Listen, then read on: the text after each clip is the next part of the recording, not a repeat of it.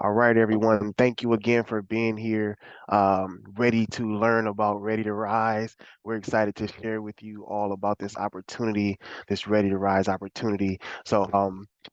Good morning. If you are, this will be recorded for those who are curious, or if you are watching this at a different time, we just want to say good morning or good day to you. Welcome to the live Q&A webinar for the Ready to Rise initiative. Thank you for being here. We're grateful for your time and interest in Ready to Rise. Our goal for this webinar is to answer questions that you may have so that you can feel best prepared to apply for the Ready to Rise grant with confidence and clarity. I'm joined by a few of my Ready to Rise colleagues here at the California Community Foundation, also referred to as CCF, and I'll invite them to introduce themselves in just a moment. My name is Devontae Green, and I proudly serve as the California Community Foundation's Program Officer of Youth Development, working on the Ready to Rise grant. Um, we are going to be joined again by a few of my colleagues to answer questions, to share and introduce themselves. But I want to be able to provide just a little bit of background around Ready to Rise. Ready to Rise, the Ready to Rise initiative began in 2019, initially involving 49 Los Angeles County-based grantees. Despite a pause in 2022 due to a differing perspective on data collection, the program resumed in May of this year, and we were able to award the final year of the grant term to the original grantees, now known as the alumni cohort. The alumni cohort had achieved some significant outcomes. Some of those, just to mention, in terms of the capacity building hours that were provided, they provided more than 7,000 capacity building hours. They also were able to serve more than 25,000 youth, and they had over 950,000 program touch points. We look forward to further outcomes as the alumni class continues their positive youth development service delivery and also serves as peer-to-peer mentors for the new cohort of grantees. So, uh, in addition to those amazing outcomes that we were able to capture from our alumni class, I want to share a little background as well about Ready to Rise. As I mentioned, Ready to Rise started in 2019 with 49 Los Angeles-based grantees. The program was paused. However, we are back and we're excited to have them join in as an alumni class who will offer support to our incoming class of grantees who some of you, this is the opportunity that you will be applying for. So we're excited about that. I want to share I want to give an opportunity. I'm sorry. I would like to give an opportunity to for my colleagues who are also here in support and who've been working tirelessly to just ensure that community has is aware about this opportunity and that we are bringing this opportunity to you with a perspective that's really rooted in community. So it's not just myself, although I said I proudly serve as the program officer of youth development, working with the Ready to Rise team. There's some amazing folks I would like to invite in to also introduce themselves. If we could start with Amber Height, if you don't mind introducing yourself and your role here with the California Community Foundation and Ready to Rise. Good morning, everyone. I apologize, my camera is not working for some reason, but I hope to show my face to you all since this is a community effort. And I do want to, spread the love and say hey in a more personal way. Like I said, my name is Amber Heights, and I am the program manager for youth development and education at CCF, and I will pass it over to Stacy to introduce herself. Good morning, everyone. My name is Stacey Rusco, and I'm the Program Manager of Data Research and Special Projects here with the education team at the foundation. And like Amber, I'm also having technical issues with my camera, but at least you can see the beautiful Ready to Rise background, and just excited to be here and happy to see so many community members participating in this webinar today. So welcome. Thank you for that. Again, the just to be able to create a grant of this magnitude, we're really grateful this is a partnership not only with CCF for the Ready to Rise opportunity, but we are proud to partner with the Los Angeles County Probation Department and Liberty Hill to bring this grant and these resources that happen through this grant to you. And we'll be sharing a little bit around some of the questions that you may have. We'll have the opportunity for you to ask questions, and we're going to try to do our best to answer them live. If we are not able to answer your questions live, we will get back to you. All questions will be posted on our website on July 19th, and all responses will be available for the public. So with that, given that we do need to make sure that all these responses and are shared publicly, we may be taking a pause if we don't have the answer for you in a way that really speaks to your question. We'll be doing some further research and just getting back to you in a written way by the 19th. Again, all of our responses need to be available to the public. So I want to share a few different housekeeping tips just to make sure that you understand how we're going to operate in our time together. For one, you may have already noticed that the chat is disabled. This is for efficiency. This is to ensure that all the questions that are coming, we're able to capture those questions in a way that then allows us to respond to those questions publicly. So the chat is disabled and will be disabled for this webinar. However, the question and answer box will be open once we open up the session for questions, and all questions should be posed through the question and answer box to submit questions. We will again, we'll try to answer it live. If we're not able to answer those questions live, it is just because we want to make sure we have the best response for you. And later on in our call, we'll be joined by a great colleague of ours as well, the compliance officer will be joining us from the CCF side and answering any questions that you might have that pertains to compliance or finance. So please hold your questions to the end until the SurveyMonkey question review period, right? So what I mean is there has been an opportunity for folks to submit questions already, right? If you have read the RFP, you've seen a link to submit questions. We're going to answer those questions as well. When I invite on an amazing colleague of mine, Vince Flowers, he's going to take an opportunity to respond to those questions live, those that have been submitted up until yesterday in writing. So, and then we may ask you to rephrase questions. So we want to try our best to give you the most accurate answer. Again, there'll be a lot of questions that do come in, but so if we do need you to rephrase a question just so we can better understand it, please have grace with us. And if you can do that, that'll be a huge help. So our goal again is to provide the most accurate and helpful information to submit your questions. This entire webinar is really rooted in us wanting you to have the information to go ahead and apply for this grant with confidence and clarity. So now, I would like to invite our senior program officer, Vince Flowers, to introduce himself and verbally respond to those frequently asked questions that, again, are in the RFP, but we're going to take an opportunity for Vince to respond verbally to those FAQs. And we're going to have an opportunity for him to respond to the written questions as well. So if I could now invite Vince, if you're ready, please take it away. I am ready. Thank you, All right. Devante. So once again, thank you for being here. My name is Vince Flowers. I serve as the Senior Program Officer of Youth Development here at the California Community Foundation. And I want to welcome you once again to our Ready to Rise RFP question and answer session webinar. I'm going to bring up my slides so that you can see those. And okay, I just want to make sure they're there. Okay, great. And this is our Ready to Rise, once again, Q&A session webinar. And I'm going to provide some high level. We're going to start out with some level setting. And so what I'm going to do is respond to the frequently asked questions we've already received, along with the questions we received through our question form portal. And so we're going to just kick it off and start right away with frequently asked questions, FAQs. So the first question is, and I will just want to be clear with everybody in the fact that we are going to answer these questions at a very, very high level. So we're not going to go into a lot of detail. We're going to answer these at a very high level. And so the word of the day is concise.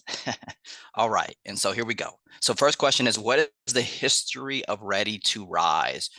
The history in short is, what is Ready to Rise? First of all, it's a public-private partnership between the LA County Probation Department, between the California Community Foundation and the Liberty Hill Foundation.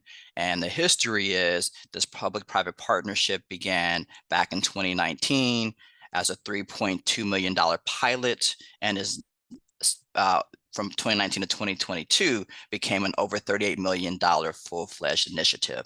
And the goal of the initiative is to divert funds from probation and into community. So from the probation department into community-based youth serving organizations like yours. What is the vision of Ready to Rise? The vision, in short, I will give you a one-word summary, and that one-word summary is that we are expanding the social safety net for youth all across LA County. Must our organization be based and serve youth in LA County to be eligible? The answer is yes and yes. So in terms of you need to be based in LA County, meaning that organizations need to have an office in LA County, and organizations also need to serve youth who are located in LA County to be eligible for the Ready to Rise grants.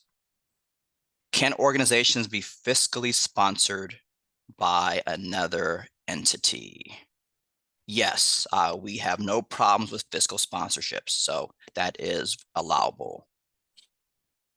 How will grant awards be decided? So we have our review committee consists of the California Community Foundation, some of our staff members, some of the staff members at the Liberty Hill Foundation. We may or may not include some community members as well.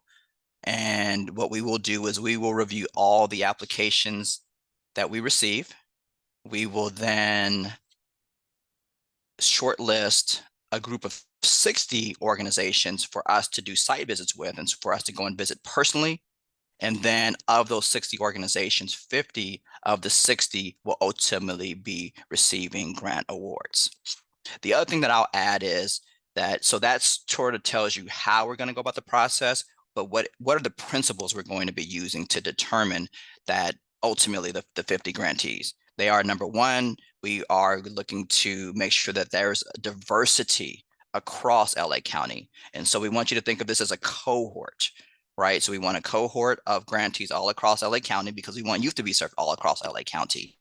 We also are looking for different types of service providers. And so there's a list on the screen, but you aren't limited to that list. It's not a full list and it's not a comprehensive list. But once again, we want a diversity of services.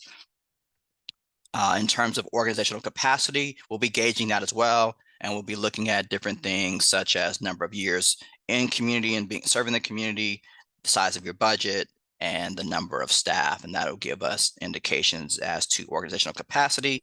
And then lastly, we are looking to serve high needs youth. Our next question is, will these funds need matching sources? Absolutely not. Funds do not need to be matched. What are some examples of programmatic services? You saw some earlier on the last slide, but I would say in short, arts, advocacy, organizing, mentoring, tutoring. Once again, these are just examples, and we once again are looking for a diversity of services. Will there be an issue for organizations that employ staff with lived experience? There is no issue at all. We actually appreciate the fact that some organizations will have employees and staff members with lived experience. The only caveat is that we will require, and this is really a county requirement, that the staff members with lived experience not be on active probation or active parole. If funded, how may the grant funds be used? So the grant funds will, 90% of the grant funds that are received need to go to direct services. So we would call those direct costs.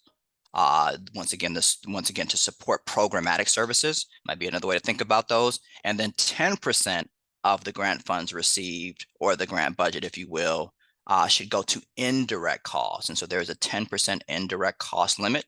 And indirect costs include items such as paying for staffing, paying for travel, paying for equipment, for example.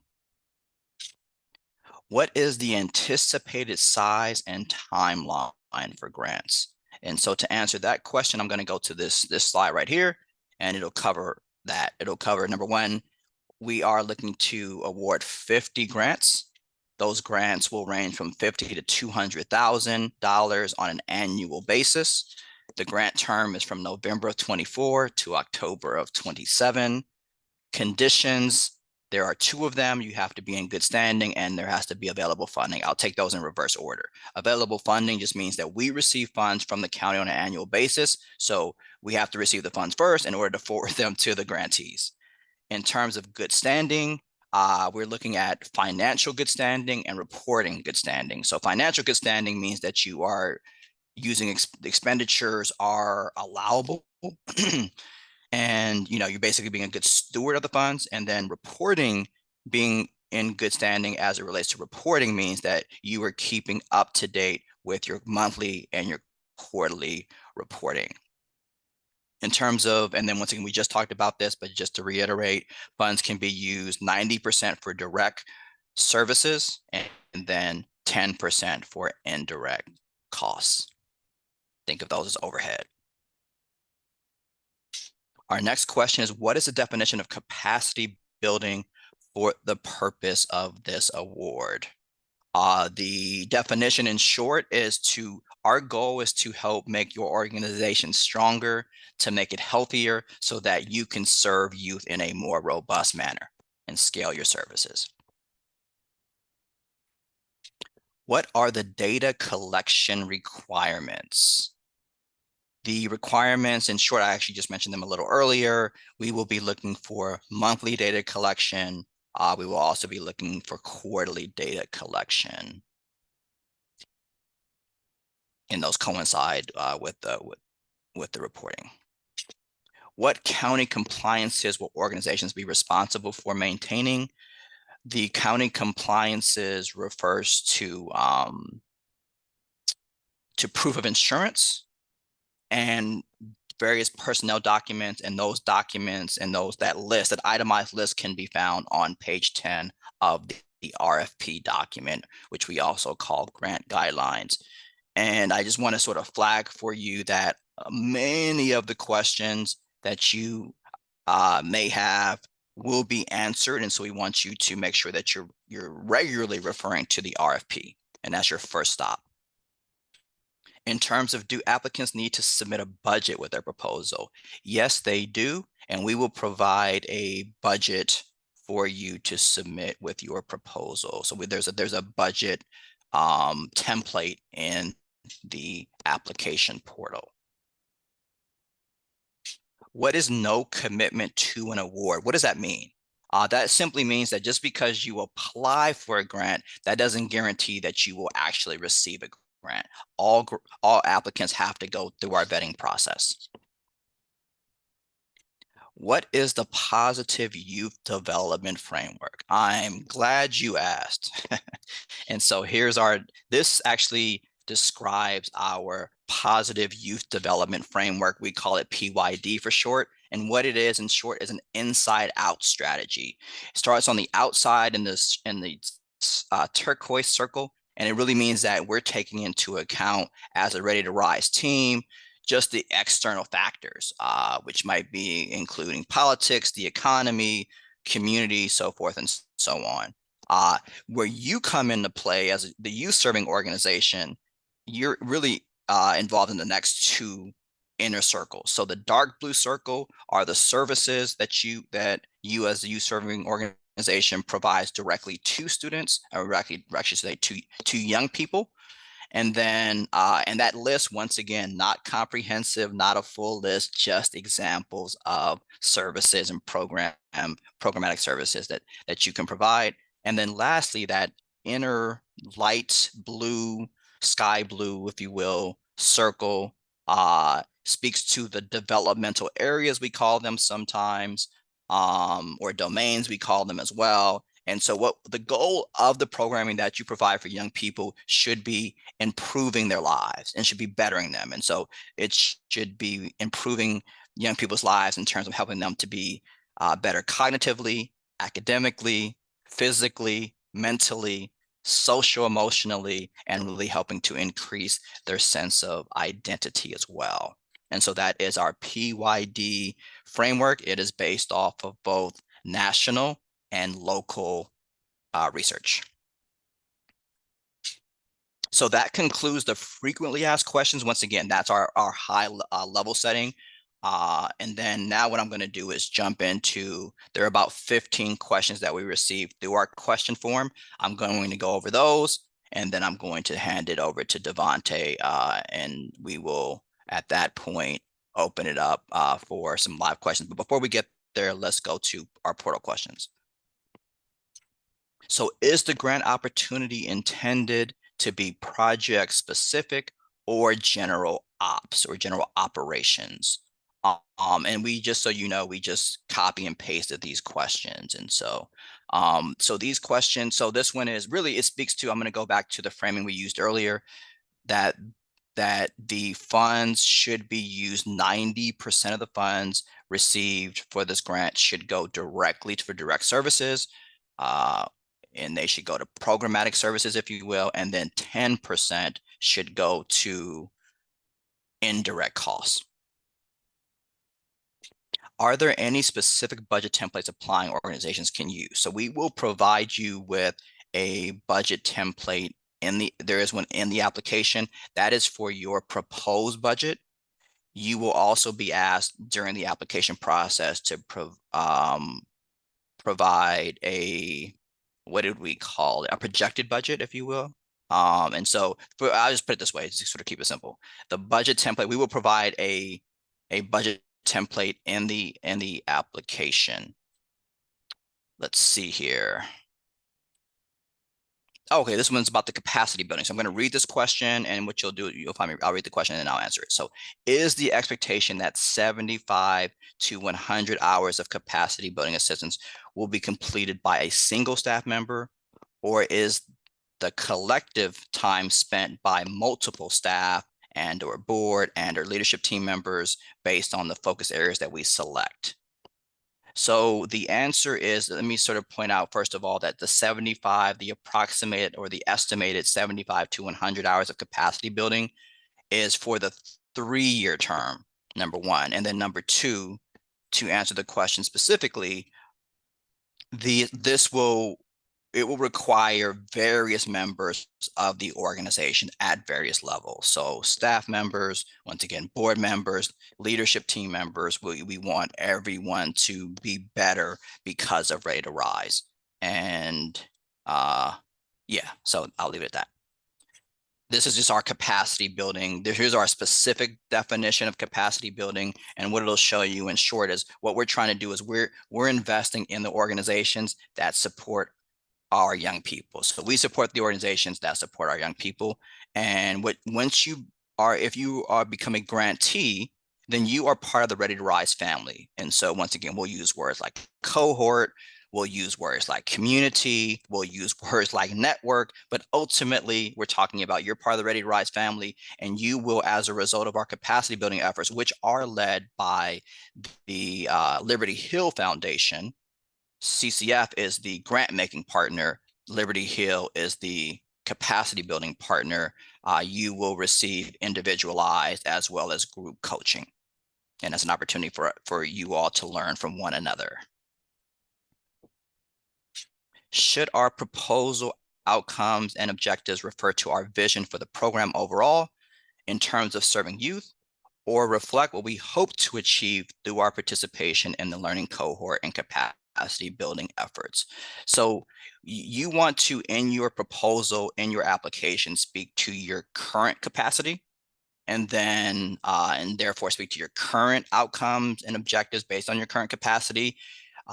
We will help you build your capacity over time, but you wouldn't be able to speak to that at this time. Is there a possibility that we might be funded at a lesser amount than we requested? Yes. Once again, we will be gauging organizational capacity and then right-sizing grants according to organizational capacity. I was able to submit the eligibility quiz using the link provided in the RFP. But when I try to access the application itself, I get this error message. Whoops, we couldn't find what you were looking for. 404 error message. Do you know how I should go about accessing the application itself? So we've received less than a handful of applicants who have received the 404 error message, and I'll tell you what it is in short, and then I'll provide you with the way to solve for that. In short, what's happening is if you receive this message, and like I said, very few of us are, that means what's happening is you are filling out the eligibility quiz as an individual. And so it's rejecting, you won't allow you to move forward. What you need to do is to fill out the eligibility quiz and complete it as an organization. And so this is the exact verbiage that SurveyMonkey Apply gave us. They say if this error happens to another applicant, they need to go into their Manage Organization page and fill out the eligibility tab to be able to view the programs they're eligible to apply to. So once again, in short, what that means is we need you to fill out the eligibility quiz as an organization and not as an individual. Okay, I can see people are on top of it. Will the indirect cost limit of 10% increase to 15% in October following the implementation of the new federal de minimis rates? First of all, some of us don't even know what de minimis means. I had to look it up. No, I didn't. I knew what it was. But in short, the indirect cost, once again, is currently 10%. And the question is asking, will the federal guidelines, which are due to go into effect in October, will it be increased to 15%? We anticipate that it might, but we won't know. We already have that question. We've already asked the county that question, and we will let you know if the limit is increased to 15%. We will let you know. We will let grantees know ultimately. So for the purposes of your application, you should be sticking with the current 10% indirect cost limit. Are two 501c3 nonprofit organizations allowed to submit a joint application? The answer is no. We are going to award 50 organizations or 50 grants to 50 organizations. And so joint applications are not allowed. Our ongoing youth development program serves ages 7 to 17. Does this disqualify our organization from applying? The answer is no. I'm also going to batch this with the second question that's very similar. Are grantees required to serve the entire age range of youth from 11 to 24 years old? Or are grantees allowed to serve a portion of the age range, example, youth from 16 to 24? So I'm just going to answer that by showing you our application eligibility. And I've put the answer to that question here up top. The very first bullet point says that applicants must serve, or grantees must serve, youth aged 11 to 24 in LA County. So let's go back. So that's the age range we're looking for. And then in terms of the very first question, since this organization says they're serving youth from 7 to 17, that would mean we would want the application and the proposal to speak to youth served 11 to 17. So and then the second question is, can you just serve a portion? Once again, the answer is yes, you can serve just a portion. In this case, they mentioned serving youth from 16 to 24. That is okay, and that is allowable. Okay, our next question is, our fiscal year just ended on June 30th of 2024. When you were asking for financial information such as our projected to actual budget and our balance sheet and our audit, the question is, do you want the approximations from the year that just ended or from our previous fiscal year where it was actually filed? So we're just looking for your latest financials, and we do prefer audited financials, but we are looking for your latest financials. Here's a related question.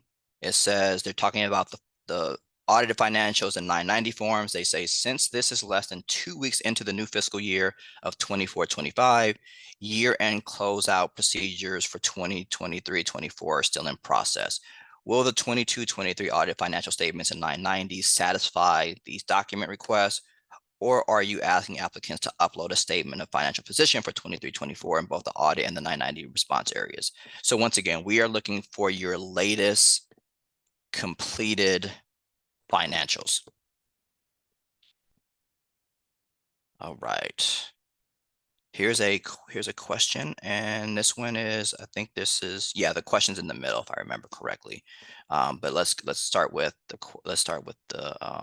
let me start reading. Neither the guidelines nor informational materials include a discussion of Ready to Rise's current analysis of data about costs and/or youth and/or services to date, or internal perspectives and lessons learned about desired minimum and/or maximum expenditure per youth served to achieve the positive youth development goals for different types of activities. So the question is, what are Ready to Rise's strategic plan goals for the numbers of youth served through this grant cohort by the end of the project period? And is any of this information available? And if so, where might it be reviewed? So the answer is we are not projecting, and we do not have a predetermined number of youth that will be served. What we're going to do is we want you in your application to speak to how many youth your organization can serve, and then we will then aggregate the number of youth served, based off of the grantee pool, so or the grantee cohort. So just to be clear, we do not have a predetermined number of youth that are going to be served. We will figure it out together based on the application process and based on your proposals. Is Ready to Rise more interested in spreading resources broadly? It says maximum numbers of youth touched, or investing in outcome goals, larger investments in sustained services and quote unquote, whatever it takes outcomes. So we are interested in spreading resources across LA County. So once again, youth across LA County can be served.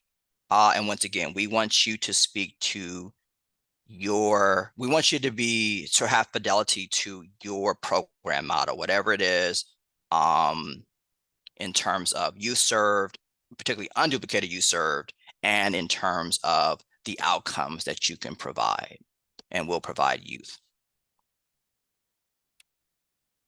We are in the process, and I believe this is the last question that we have before I hand it back over to Devante. We are in the process of moving our offices to LA. We currently use an Orange County mailing address. Almost all of our program staff, teachers, and alumni live in the county, and we have been providing youth programs in LA County for several years. The questions are, does the LA address have to appear on our most recent 990, or can we apply using the new address and still be eligible? So you can use your new address. That address needs to be in place before services are provided starting October 1. And then in terms of answering the first question, the address can be the old address in your 990. We would, once again, you just have to have an LA-based office before services are provided on October 1st. And like I said, I believe that's it. Oh, and this is just a service area.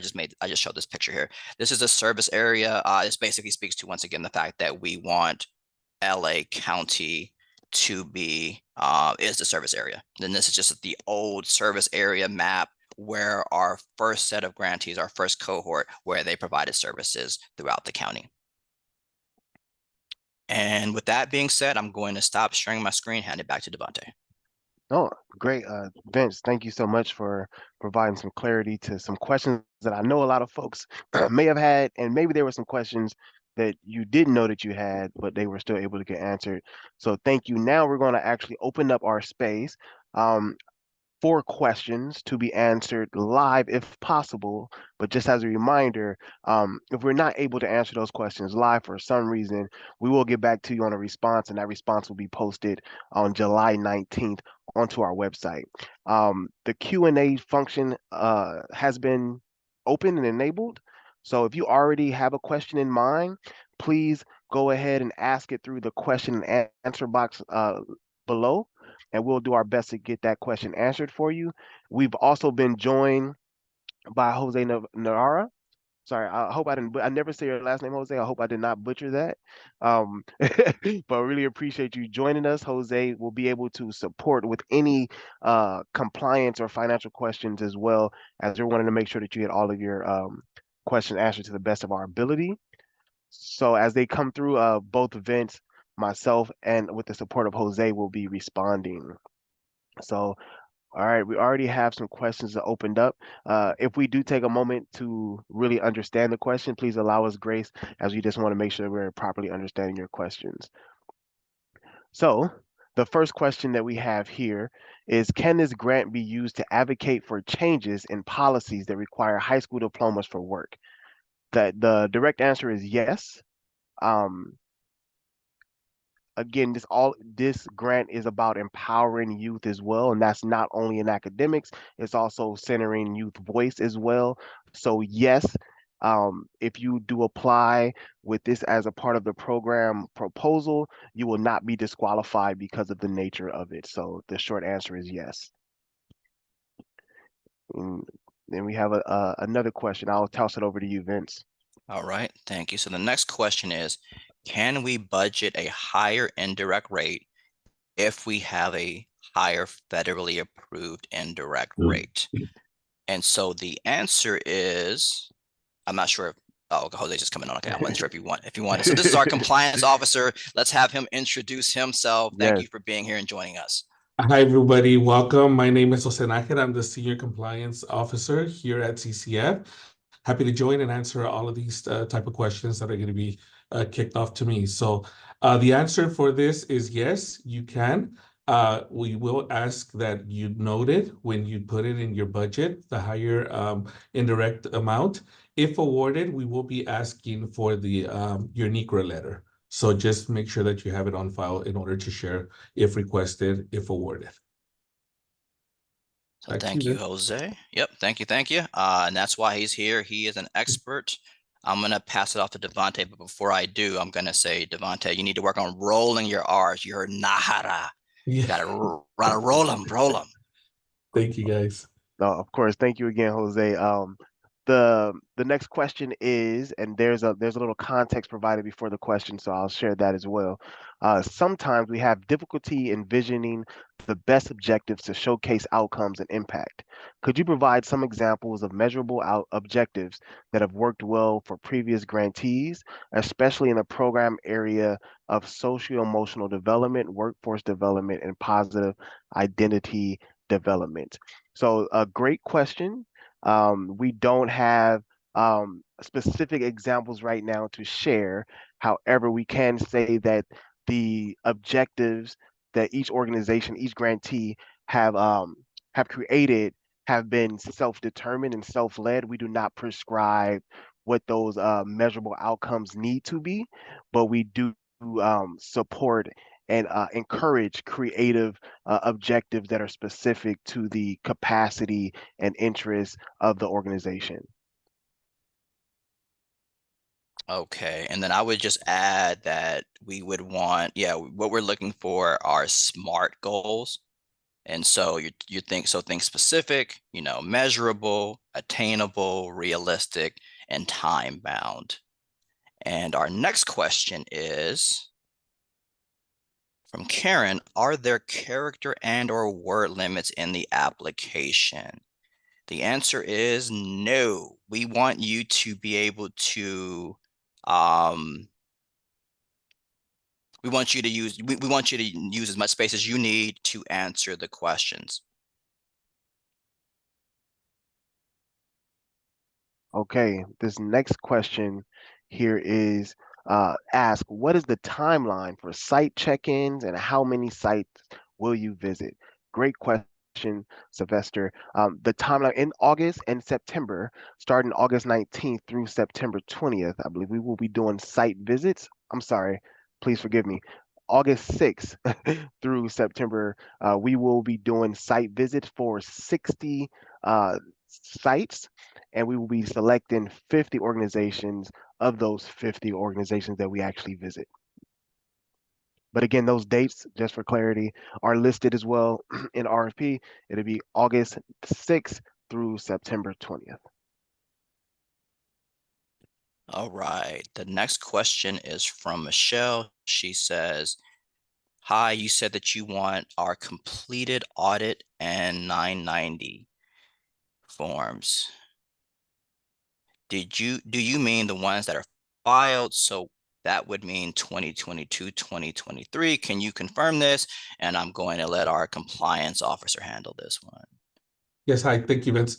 So the answer is yes. We want your most completed, filed, and finalized / audited financials. So that would be, in your case, the 2022-23. Thanks, Vince. Fantastic. All right. Back to you, Devante. Yeah, and yeah, I will. This is a great question. So this question is from Gail, and it says, I am interested in understanding how to answer the question regarding unduplicated youth. One aspect of our program that will be reflected in our grant objectives includes capacity building within Los Angeles County schools around literacy. Can we include the students enrolled in the schools where educators have participated in training in training that will benefit those students in our projection of unduplicated youth? Allow us to get back to that question as we do a little bit more research. That response will be published on the 19th onto our website. Thank you. Okay, our next question is from Anonymous.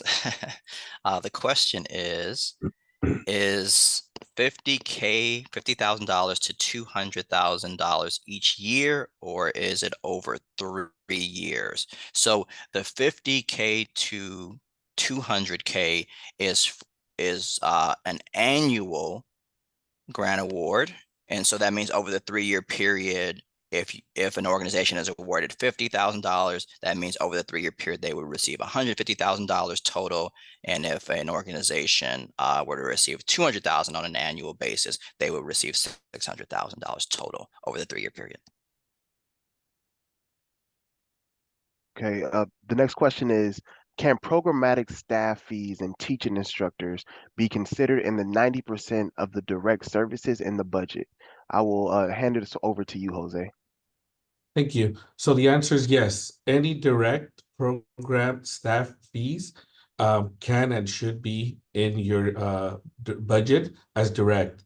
Indirect is more, and I believe Vince said it earlier, it's more like finance, IT support, your human resources. That indirect, that's for that type of staffing support. But yes, direct staffing should and can be in your budget.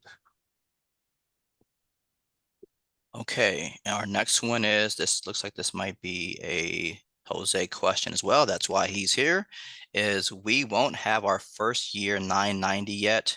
What can we provide in lieu of? We have other financial reports from our finance consultant and bank. Thank you. I think my direct response to this would be turn in what you have. If you have unaudited financials, if it's your first year, you have never filed. Same thing with the 990.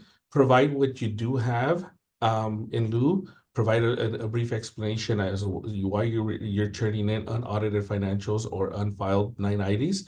And again, we'll take it into consideration when it comes to your application. Okay, Thank you. thank you, Jose. The next question is, are we able to apply for the grant opportunity for a newly developed program offering? The answer is yes. However, I will add that the capacity of the organization to actually carry out what program has been offered will be taken into consideration in our funding decisions. All right, our next question is from Shaquille. Hopefully I'm pronouncing that correctly. Pardon me if I'm not. Thank you for doing this. Very helpful. That is great to hear. We are here to help, and We're here to serve. All right. Is there a way you guys demo the eligibility quiz process or provide tech support contacts? I'm still having tech issues. So if you are still receiving tech issues, I will say this again at the end, any technical issues, we want you to email ready to rise at calfund, calfund.org. And then we will, if we can't troubleshoot your technical issue as a Ready to Rise team, we will then elevate it to the SurveyMonkey Apply team. And then in terms of just the eligibility quiz process, yeah, we won't demo it for you all. We want you to just to take it on your own. Yeah. Thank you. Now, Michelle asked, what is the recommended word count for this grant? There doesn't seem to be a guideline for this, and we don't want to overshare. Well, there are no word count restrictions or limits on the application. And like as Vince said earlier, we will be looking through each application. Some will be longer than others, and that is fine. Just put your best foot forward, and they will be reviewed regardless of word limit. Okay.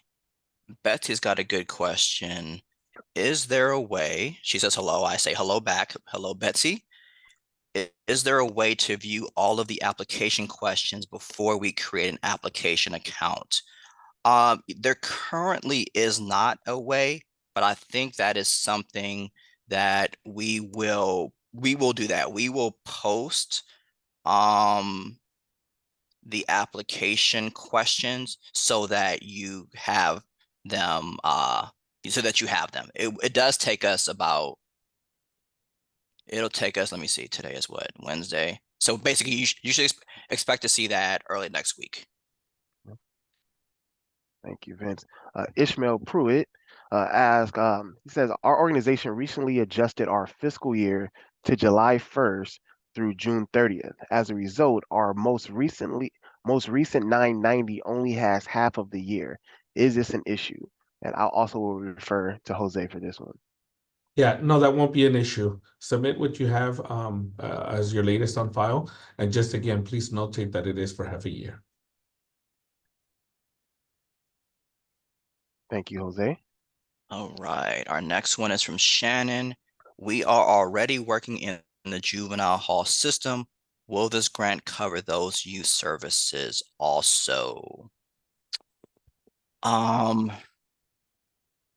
So Ready to Rise is intended to serve, we call it and consider it I would say a prevention initiative. So we're trying to prevent youth from going into the system.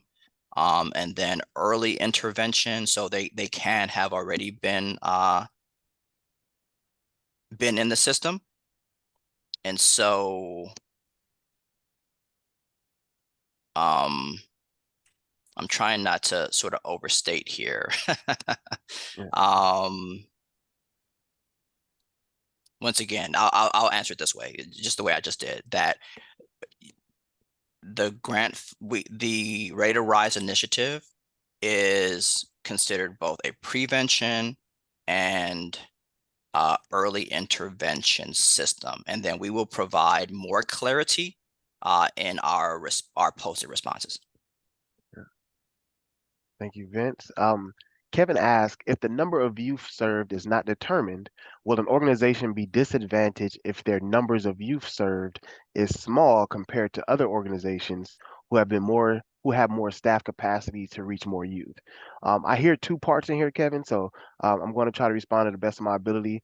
And again, the first part is if the number of youth served is not determined, will an organization be disadvantaged? If it is not determined, we will ask for you to share based off of your best knowledge of the amount of youth that you have been able to serve. And then if the second part here is if the youth served is small compared to bigger organizations who have more staff capacity or reach, would these organizations be at a disadvantage? And again, the Ready to Rise initiative is not only rooted in positive youth development and we don't only have this framework as a foundation, right, we also are really looking to empower emerging organizations. And some of those emerging organizations are not the usual suspects who have some of these more staff and more capacity. So you will not be disadvantaged, although we do ask for that information. All right. Our next question is, and keep these questions coming from Michelle, is there a chance to share any videos about our work? You can provide videos there's a supplemental section, it's an optional section. And so there is an opportunity to upload a video if you choose. But actually what I would recommend, instead of uploading the actual video, is just submit the link in the supplemental section, and then that way we can view it that way. Yeah. Cool. Ashley asked, regarding the capacity building hours commitment, are those hours allowed to be filled by external team members, for example, coaches that are part of the youth development program?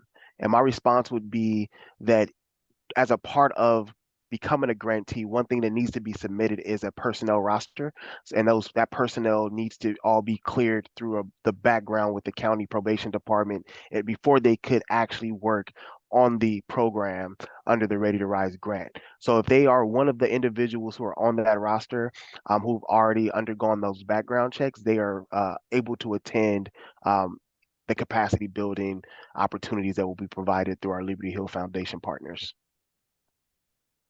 Okay, before I answer the next question, I'm going to just queue up Jose and ask him to, we sent you 3 questions this morning that were previously submitted. And so we're just going to ask you to, queue up those questions and maybe you can answer them. I'll answer a question. We'll have Devontae answer his next question, and then we'll have you come in right after that. And hopefully that gives you enough time. All right, great. So Great. the next question is, just to clarify, the absolute maximum funding we can request is 600,000 spread over the course of 3 years. That is correct. The maximum funding amount is 200,000 per year for the 3-year grant term.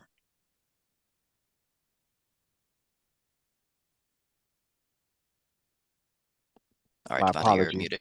Yeah, my apologies. It says this survey, the Survey Monkey is not working even after I make an organization. The eligibility when I fill it out does not say my responses. Is there a live person we can work with to help us using an online portal? This was mentioned earlier, but just as a reference, we would like for folks who are dealing with technical issues to email us at readytorise.la.org. So that has Ready, also, I'm sorry, is it ready not to LA? rise. It's ready to rise At at calfund.org. calfund.org. Yep, which is in the chat. Thank you, Vince. So ready to rise at calfund.org, which is also in the chat, and we'll be able to support that way for anyone who is dealing with technical issues. Great. Hello, Letty. Let's see here. Thank you for breaking down the 90% program cost, 10% indirect costs for use of funds. I believe I heard that paying for staffing salaries is considered indirect cost. Is that right? I'll actually hand it over to Jose. Yeah, thank you. So staff can be billed under direct or indirect.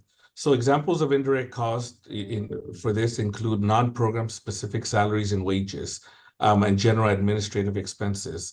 And again, the example that I used earlier is like the finance team that you have as an organization that helps with the invoicing or with the billing in general, an HR department, an IT department. So folks that you can't directly their time served in the program, and they do services for the organization in general.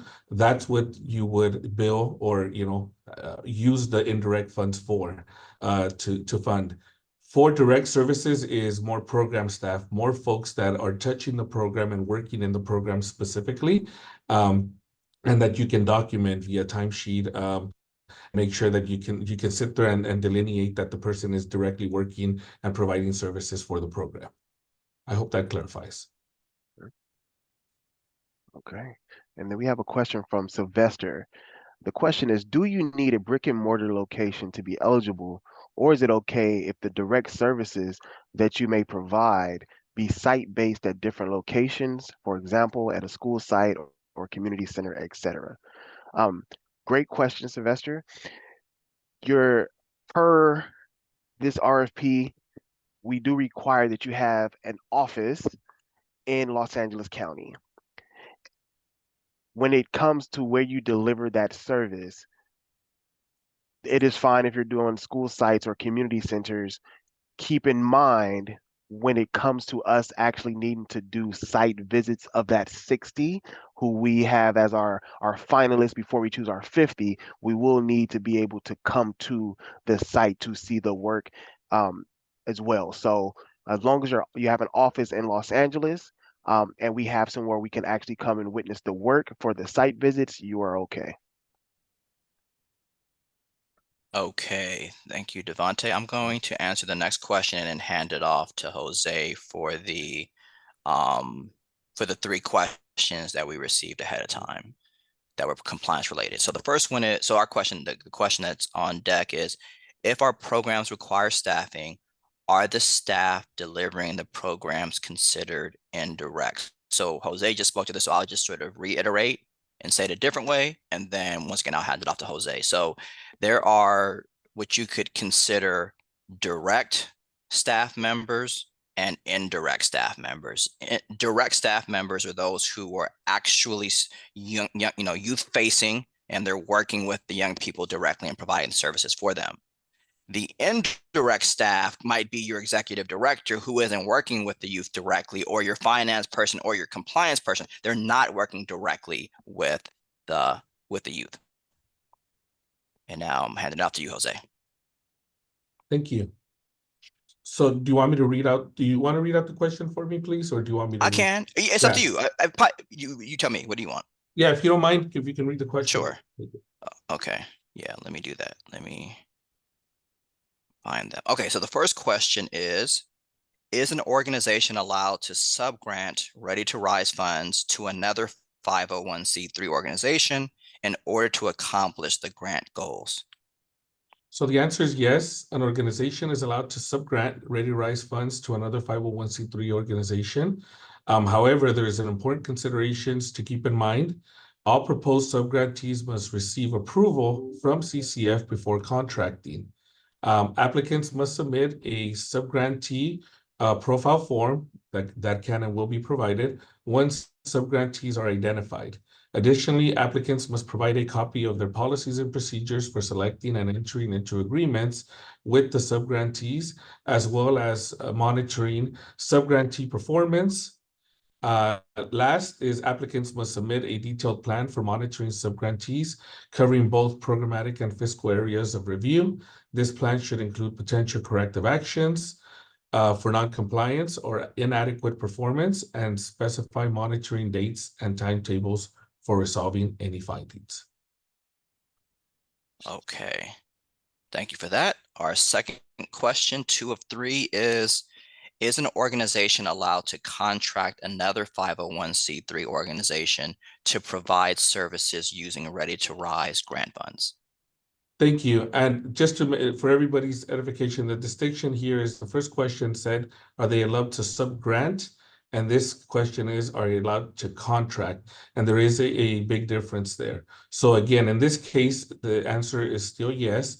A grantee may enter into an agreement with a subgrantee or subcontractor to provide services funded under this RFP. If the subgrantee or subcontractor has not been identified by name, please describe the type of services they will provide, and that's sufficient for application purposes.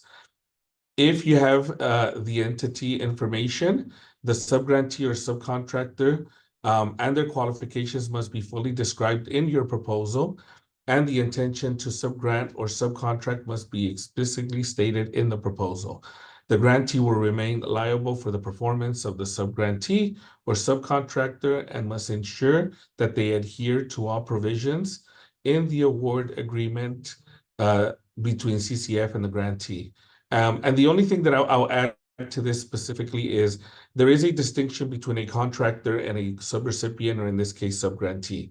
So there are certain qualifications and the way that you treat both of them.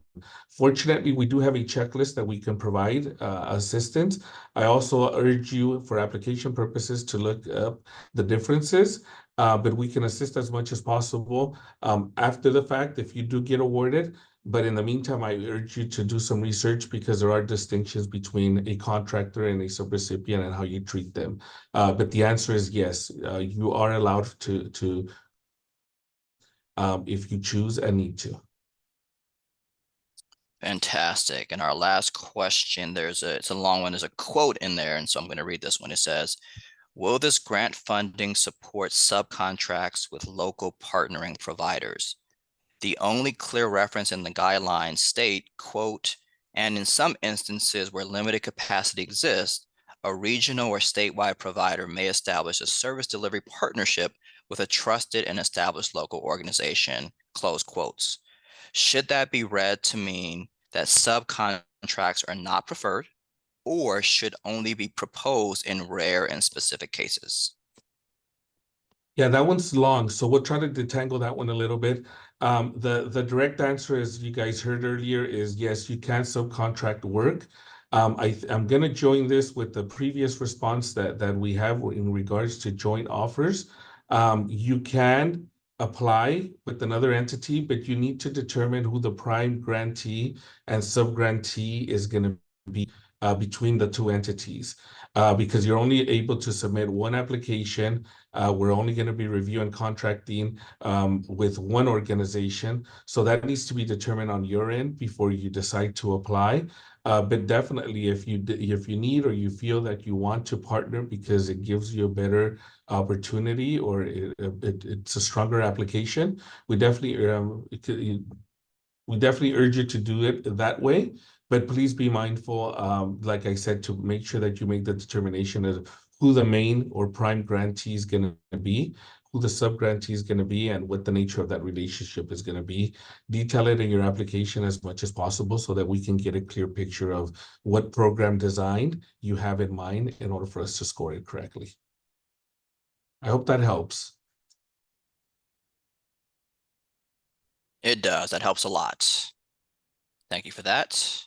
Thank you for that. Your technical expertise. We're going to hand it back to Devante. Okay, we're back in the Q&A section. Michelle asked if a question that says, on the application, it asks if we have received city funds. We have received funding from the Department of Cultural Affairs. Is this what you are referring to, and will this be a conflict? I will ask you to answer that one, Jose, just for clarity. Thank you. I would probably need a little bit more information, but if you would know, I'm not sure with the Department of Cultural Affairs, not sure what the funding source is of that. So I would ask to see if you can do a little bit more research on that. There is no conflict if you're receiving. This question is primarily for us to kind of gauge to see if you have experience regarding, managing government funding. It's as basic as that. So it's not to sit here and to quote unquote punish or to have a conflict of interest. So I hope that helps. Thank you, All Jose. right. Yep. Thank you. Our next looks like two questions are very similar, so maybe I should batch them. The first one is, if we're looking to fund salaries for direct service staff members, is that still considered an indirect cost? No, a direct staff, service staff, as it's called here, are considered direct cost. And the next question is, once again, very similar. Can we include direct services staff in the 90% direct program services portion of your budget? The answer is yes. They are direct staff, direct service staff, and so they are considered a direct cost. All right. This next question is from Donna, and it says, there are many good measurable outcomes listed on Google for the question around what good outcomes look like for social emotional workforce development, etc. Donna, if you would like to pose, I appreciate the comment. There's no question in that. If you could probably resubmit just with your question so we can get that answered, we will be happy to do so. All right, and I just saw the next question. I was looking for, I was looking for the answer. I don't have the report in front of me, but I'll pull it. So I'm gonna just ask Devontae to ask the next question, then I'll come back and circle back to this question. Sure thing. All right. This question says that our programs are offered directly at school sites. Do you all visit the school or our HQ? And the question is the response would be, we ask you where you would like the site visit to take place, and you will be able to, if you make it to that 60, the short list of 60 organizations, you'll be providing an address for us to show. So it would be dependent on what you think is best and the information that you submit to us, but there's not a preference for us. And Vince, if you're still going, no worries. Okay. I'll take this next question. It says, if we aren't yet required to have audited financials because our budget is under $2 million, what would you like us to provide? Again, to this point, we want the most recent, up-to-date financial documents that you have available. Please submit those, whether they are audited or not audited, or they're just financial documents. Just please submit the most updated, recent documents that you have. Thank you, Devontae. Thank you for giving me extra time there. I need some extra time. No So problem. the Ready to Rise, and what I'm actually going to quote from, so that for me, we start with the question.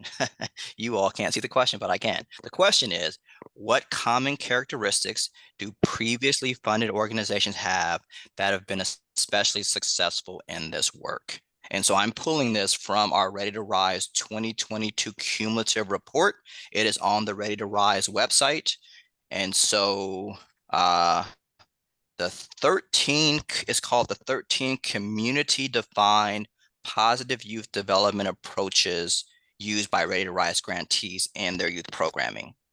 Once again, 13, think of them as 13 different domains or just services: social emotional development, youth organizing and leadership development, therapy, counseling, support groups, mentoring, community service and volunteerism, case management, academic support and tutoring, cultural socialization, critical consciousness, arts and or culture, civic and community engagement, soft skills development, and career and or vocational development or hard skills. Once again, those 13 community-defined PYD approaches were for our last cohort, and that's on page 33 of the 2022 cumulative report for Ready to Rise, which is posted on our website. Great. The next question we have, and just also as a timekeeping matter, we have about 20 minutes left on our scheduled time together, and we have about 27 questions that are still needing to be answered. We're going to try our best to get through all of the questions in a way that speaks to a proper response. And if we are not able to, we still will be responding to those questions, and they will be posted on our website on the 19th if we are not able to get to your question. So this question is, if we have a fiscal sponsor, would we need to include their audited financials? The answer is yes. The information that's required when you do have a fiscal sponsor is that of the fiscal sponsor. So you will be needing to submit their, or they will be needing to submit their audited financials. All right. Our next question is from Pierre, and Pierre asks, what can be provided in lieu of audited financials, or is there a requirement for audited financials if the organization is above a certain budget threshold? I'm gonna tag our compliance officer Jose on that one. Yeah, thank you. So in lieu of audited financials, you can submit unaudited financials, but just please know that again, it might affect your application when it comes to us reviewing your organization financial stability. The other question is, if an organization is above certain budget threshold, I'm not familiar that there are thresholds when it comes to the financials. So I'm a little, I might need a little bit of clarity. So if you can add to that question if you wish, but if I answer your question, then I'm happy. Okay. This next question asks, or says that I understand the goal of this program is to take funds from probation and bring them into community organizations. My organization is hoping to receive support to bring our arts education curriculum to youth incarcerated in probation facilities. Does this align with your goals? Just to reiterate, Ready to Rise is def- redirecting those funds from probation into community-based organizations who are doing some asset-based, holistic, positive youth development work for those youth who are just as impacted, which may include folks who are currently inside of those probation facilities and those who are at risk of being involved based off the factors that are listed in the RFP as well. So, yes, that is in alignment with the purpose of this grant. Yes.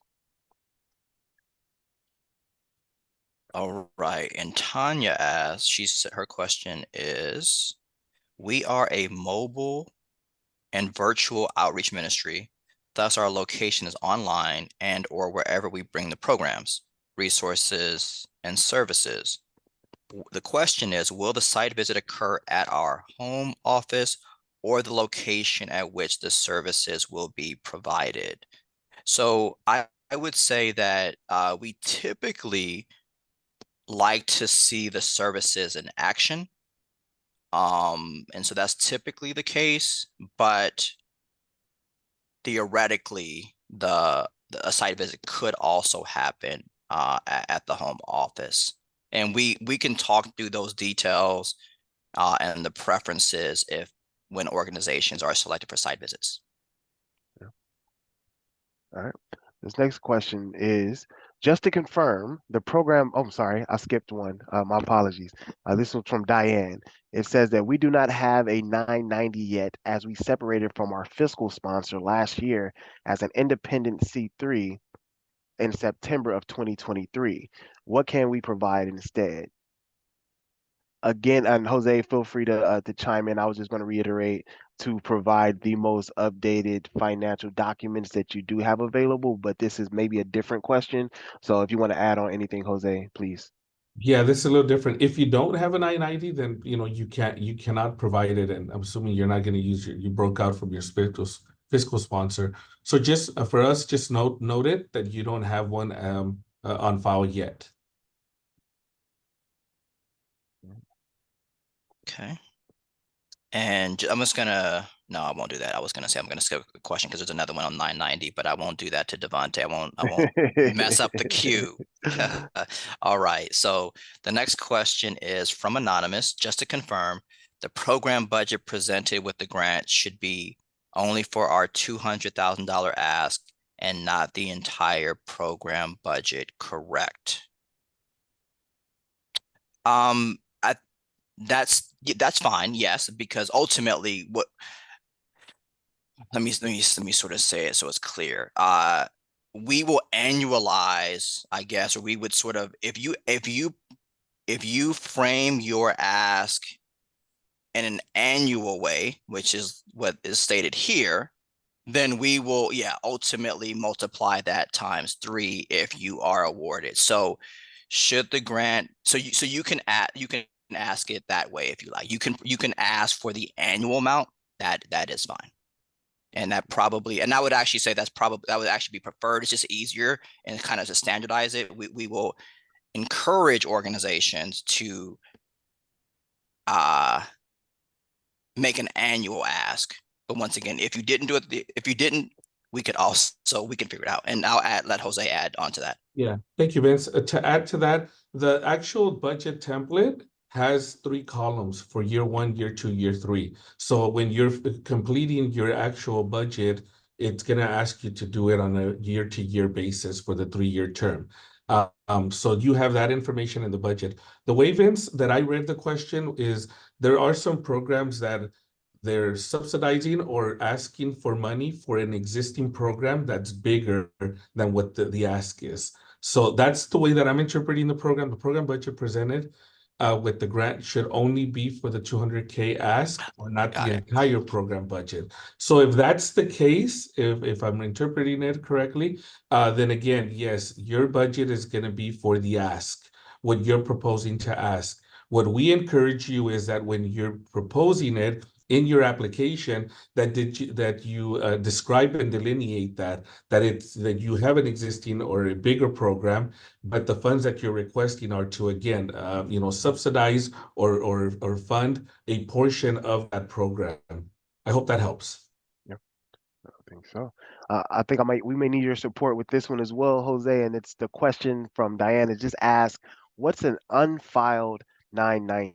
Yeah, good question. So what we've seen at times is people complete the 990, but they don't file it. And so it's for us, that's the definition of unfiled. We want to make sure that the 990s have been actually filed in order for us to be able to review them and know that that those are the actual 990s.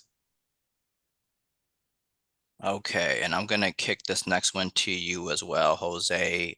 He is our compliance officer and is all over the allowable and not allowable costs. And so the question is hospitality, i.e. food, allowed for workshops? Can we use some funds to pay as incentives? So the immediate answer is yes. You can budget for it. It is an allowable expenditure. Again, just make sure that that you frame it and that it's part of your program component and program design. Yeah. All right. This question is from Anonymous, and it reads, the RFP seems to indicate that you are open to projects that serve a broad target population of underserved youth, not only justice involved. If my organization's project serves low income and otherwise underserved youth, few of which are justice involved, will that still make for a competitive application, or is it preferred that justice involved youth are the focus? Great question. And it's important to name that even in our previous cohort of 49 grantees, we do have a diverse a group of organizations who provide different types of services to different targeted youth. So it is this grant is not only specific to those who are working with justice involved youth, but also we do indicate that those who are living in low income environments, who are part of the LGBTQIA plus, or who are at risk due to the environment and the factors that are exist in that environment. We will also like to hear and encourage those organizations to apply as well. So again, the answer is um, we are not. You are still encouraged to apply. And your application will still be competitive regardless of if you're serving justice involved youth or low income youth as well. All right, and just in terms of a time check, we have 10 minutes left, so we will get through as many questions as we can. The next, let me see here. Next question is, how long after we apply for the application will we receive an approval? Application notification, or I would say, I should maybe say it this way, funding decisions will go out by October 24th of 2024. Mm-hmm. Yep. All right. And then the next question reads, the application asks whether we have a grant from Los Angeles County Probation Department. If we had a $25,000 grant about 3 years back, is this disqualifying? The answer is no. If that is 3 years ago and you're not currently awardee of Los Angeles County Probation Department funds, I believe you are still able to apply. Um, Okay. Our next question is, let me see here. I'm in the SurveyMonkey portal now, and it's showing me no programs available to apply. Should I reach out to the email just mentioned, readytorise@calfund.org? That is correct. Please reach out to readytorise@calfund.org for any technical issues, and we will make sure that those get resolved. yeah. The next one reads, are system change outcomes required? Can outcomes be solely focused on programmatic objectives? Uh, the first answer in regards to system change outcomes being required, the answer is no. When it comes to outcomes that solely focused on programmatic objectives, we would like to know your programmatic objectives, of course. And yeah, just to keep it simple, no, they're not required in terms of system change outcomes, and we would like to know your programmatic outcomes or objectives. All right, the next question is, okay, they're saying that they asked, this is adding on to an earlier question. And so it says, earlier I asked a question about reporting unduplicated youth in the application, to which you replied you would provide the answer online on July 19th. Is Mhm. it possible to communicate with your team directly, either via email or phone, to expedite the response, as it will inform other aspects of our application? And we would much appreciate knowing the answer as soon as possible. And then they provide their contact information. So we aren't, because this is a county process and these are county funds, everything that we share has to be done so publicly, so we're not able to take any offline, provide any offline responses, email responses, phone call responses. In terms of, I'm not sure what the question was. Yeah. Yeah, I think this may have been the question that was asked earlier on, and it was just again, not verbatim, but I believe this organization is supporting training um, staff at schools who then carry out their service, but are they're asking if they're able to count all the students in the school who are being supported through the staff that participated in whatever training was provided through this organization. Um, or if it's directly, yeah, so that's why it's a little in the I see. weeds again, and we want to make sure we give you a proper response. And again, we want to be able to answer your question as directly as possible, and because this is a public competitive bid process, we need to be very transparent with all of our responses, so we won't be able to do any one-offs or all questions need to be made this way. So if you want to rephrase the question just so that we can be sure to answer it in a way that speaks to what you're looking to know, we'll be happy to get that back to you as soon as possible. But again, that's the process we have to go with. Okay. Okay, it's back on me. Okay, is my organization eligible for the grant if we don't serve 11 to 27 sorry, is my organization eligible for this grant if we don't serve 11 to 17-year-olds? My organization primarily serves 18 plus community members. So there is a population of youth that we do consider known as transitional age youth, which will be up to 24 years old. So you are still encouraged and able to apply if you are serving individuals between 18 and 24. And sorry, that doesn't mean that you only serve individuals 18 to 24, but if they are part of those who you do serve, you still will qualify to apply for this grant as well. Okay. Our next question is from Lisa. Lisa said, okay, she directs it right at Jose. She knows exactly where to get the answer. That's exactly, Jose is our answer man as well. So the question, Jose, is, can Jose describe modified direct cost calculation exclusions? Yes, thank you for that. So the exclusions are rental space, scholarships and fellowships, participant support cost, and participant support cost, I'm going to tell you directly that it's not applicable to this program. That's more for educational institutions and patient care. So those are the four main categories. Also, excluded in the calculation is if you decide to sub-award or sub-recipient with another entity, that contract, anything over $25,000 is excluded from that calculation. So please know that usually we give like an hour training on this, but I will tell you that the budget template does have two tabs. One, it has a de minimis information tab that describes some of these line items that I went over. And then it also has a de minimis calculation sheet. So you're able to complete, and it's pretty intuitive. So you can put your budget, your information, what you're going to back out, and it'll spit out your de minimis rate amount. So I hope you find that helpful, but it is in the budget tool as one of the tabs. Yeah. And Vince, if you don't mind, we do have Stacy Orozco who is on our call, who I think will be able to answer more directly the question that was posed by Gail.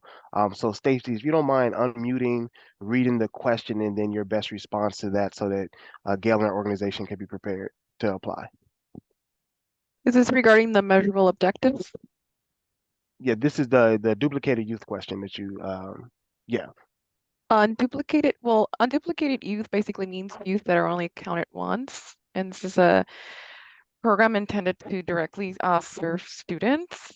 If you're training other staff members in order to provide the youth delivery service, those are wider conversations that we really have to have as a team, because it creates a lot of areas in terms of how that's being counted as a direct service delivery with our youth. Okay, thank you. All right. All right. The next question that we have, and we do have about 2 minutes, so we may be able to get one or two questions in. Do you determine the amount of funds awarded based on the size of the organizational budget? That question is that each award amount will be determined based on a number of factors, capacity of the organization, the to carry out the actual proposed program, and those decisions will take into account not only that factor, but and not the size of the organization, but also the size of the program proposed as well. So that's my response to that one there. Okay, looks like, yeah, all right, looks like, let me see. We've got a couple minutes left. Let me look at the, okay, so this will be our last question. I'm gonna pass it over to Jose so he can answer this question, and then I'll add some closing comments. Got it. So you want to, I'm sorry. Yeah, I'll read it. Would a okay. program data specialist or similar data analysis or compliance position be direct, since they are managing data for direct program services? So the answer is yes. You can these positions can be direct. Just please know that there are documentation requirements and standards in regards to making sure that you're documenting the time and effort of these individuals in the program. Hope that helps. Fantastic. Once again, thank you, Jose. Thank you, Devante. Thank you, Amber. Thank you, Stacy. I'm trying to make sure this works here. All right, I am sharing my screen. You all should see it, and I am now, okay, now it's full screen. Okay, so thank you all for answering all those questions. Thank you all for showing up and asking such great questions. We appreciate the level of detail, the sophistication we're able to read into the questions once again. So we're excited to be able to read your applications and hopefully partner with you all. In terms of some closing comments, let me share. I'm going to start out with some reminders. So the application closes on July 26th at 11:59 p.m. So we will not review applications that are received after this time. And so I want you to be very, very clear and focused on making sure that you submit your application and your proposal by the deadline. We would encourage you to do it before the deadline, in fact. In terms of, you are able to continue to submit questions through our questions form through July 15th at 5:00 p.m. Once again, these are all Pacific Standard Time. Questions will be posted. So all the questions that we received today and the questions that we've previously received, everything will be posted by July 19th. Site visits will occur from August 26th through September 20th. And then once again, notifications, funding decision notifications will go out by October 24th. If you receive additional questions, or I'm sorry, if you have additional questions rather, we would be the ones receiving them. But if you have additional questions, please refer to our grant guidelines / RFP. Also want to encourage you to look at our frequently asked questions section. We want to encourage you to watch the information session to watch today's question session video, which will be posted as well. And if you have, once again, additional RFP questions, please submit them on our SurveyMonkey questions form. The link is in the RFP.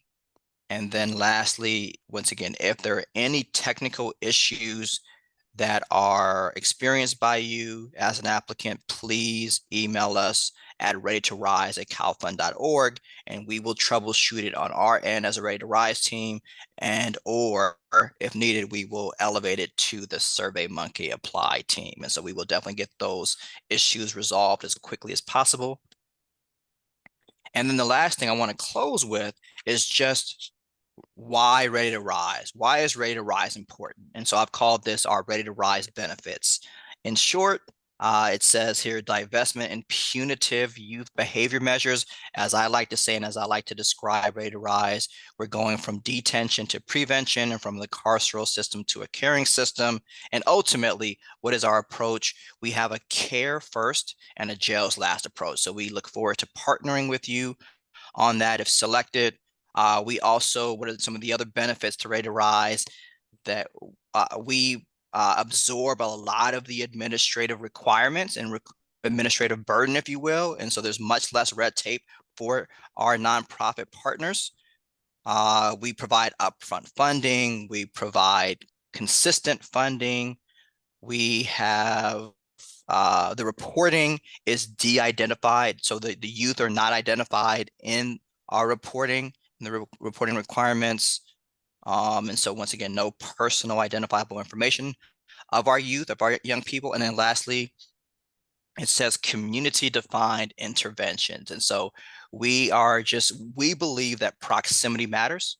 We believe that proximity is important, and that those who are most adjacent and nearest to the problems are also most proximate to the solutions. And so we look forward to reading your applications, to reading your proposals about how you are serving young people, how you plan to serve young people. And once again, we hope to be partnering with you in the near future. Thank you so much, and take care.